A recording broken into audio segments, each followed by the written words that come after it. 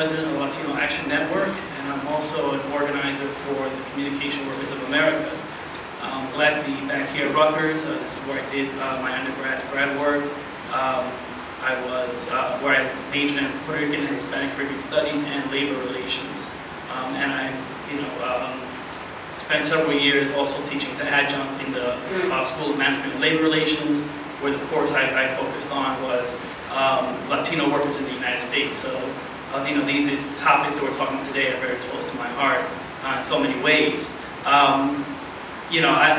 Besides that, I was also, when I was here at Rutgers, a student leader. The year before, Lucia was co-chair of the Latino Student Council. I was. And we brought together the 22 Latino student organizations here on this the Brunswick campus, in order to kind of bring together that Latino power on campus, cross-organizational. After college, I continued my organizing locally and also statewide, working with Lucia and Bill Ayala and some others, where we formed the Latino Leadership Alliance, and I served for 6 years as vice president of that organization. And my role as the vice president, I did a lot of traveling the state, partially because I was one of the youngest ones there, so had probably the ability to run around the state, meeting a lot of people, and doing a lot of grassroots organizing. And in late 2009, I worked together with a lot of folks throughout the state to form the Latino Action Network, which now I'm vice president of. Looking at what we're talking about today, the question that was kind of posed to us in terms of what is the big issue for Latinos, I struggle with that question because, and I get in trouble for saying this, that it's not so much that Latinos have our own issues, it's how the issues impact our community, right? And I think the statistics were great. I don't have to go into that because they did such a great job with that, but you see it, right? We're thinking about the same things the rest of America is thinking about. Jobs, education, healthcare, right? And even though immigration was down at the bottom of the list, it still factors in. And I'll tell you that I was also honored to be part of the Governor's Blue Ribbon Panel on Immigrant Affairs back in 2008, 2009. And we spent over a year, talking to people all over the state, compiling information about how the state doesn't serve Latinos very well, what are the disparities, and then recommendations on how to close those gaps. And it basically crossed the entire spectrum of issues. It was healthcare, it was jobs, it was education, it was job training, it was access to local government, right? It was language, you name it, we were everywhere.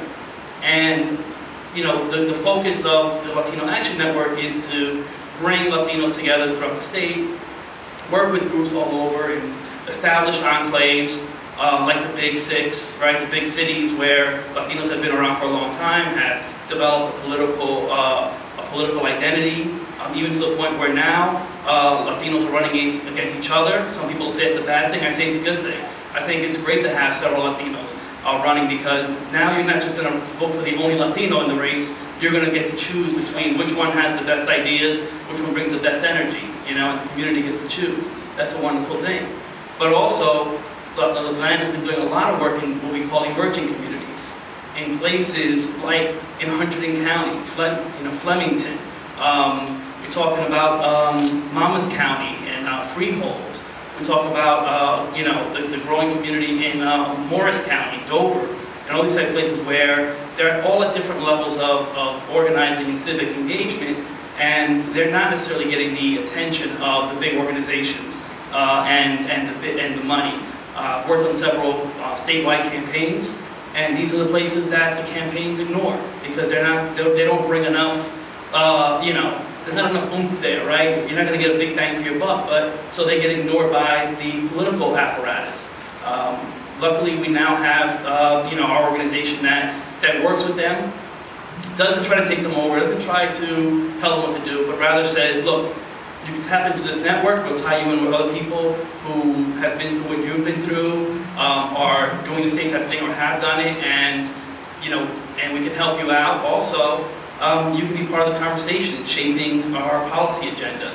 And so when we come out with policy positions and we go down and testify in the legislature on a particular issue. When we participated in the process for redistricting, we were able to get people who, a lot of names nobody had ever heard of, but they represented communities that needed to be heard. Because when you drew these maps, you needed to keep, one of the criteria was communities of interest.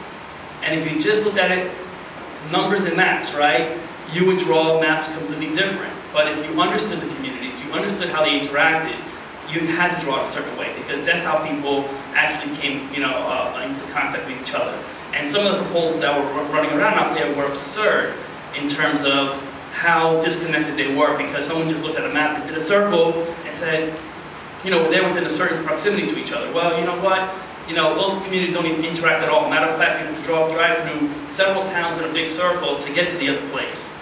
So they don't share the same hospital. They don't go to the same, they don't shop in the same areas, right?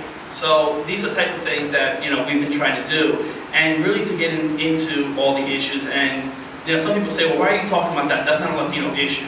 And we always take the position of everything's a Latino issue, okay? We have a stake in everything.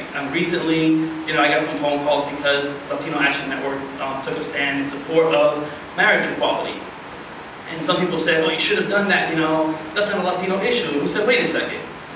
And they said, well, why are you doing that for the gay community? And I said, my answer always was, are you telling me that you don't think there's any gay Latinos who may want to get married? So it's one of these type of things that we have to look at every single issue, look at it from the lens of our community, and speak up on it.